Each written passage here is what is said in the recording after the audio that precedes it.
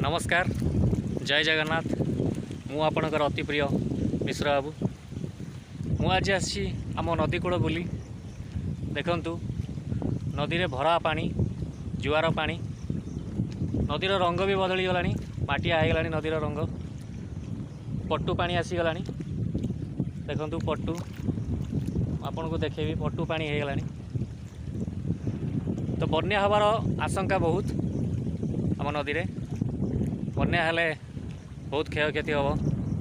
ये हूँ खरस्रोता नदी अववाहिकार आम सिको ग्राम अवस्थित मुझे आम मो गाड़ी पाल धोया लगी नई को देखु मो गाड़ी पाल मु धोई देती नई रे मु धोईदेली सफा करदेली कादुओ होता मुझे को देखा आम नई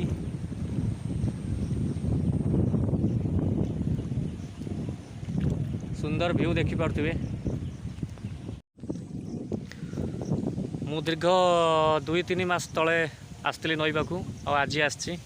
बहुत दिन पर केवल मो गाड़ी पाल कादुओ हो जाता घोड़ा गाड़ी घोड़ा जो पालटे से पाल को धोया लगी मुझे आसती आज नई पाखु तो देखिली नई पानी पूरा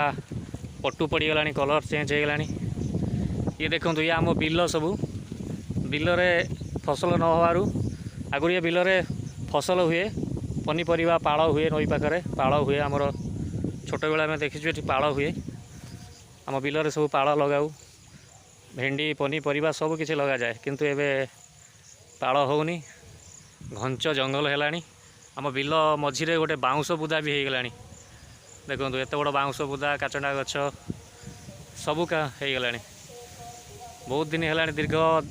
10-12 वर्ष है जेहेतु आठी फसल कराऊनी नदी खाईगला बिल सब आमर नदी खाईगला तेणुक फसल कराऊनी लोक सब कुड़िया हो गले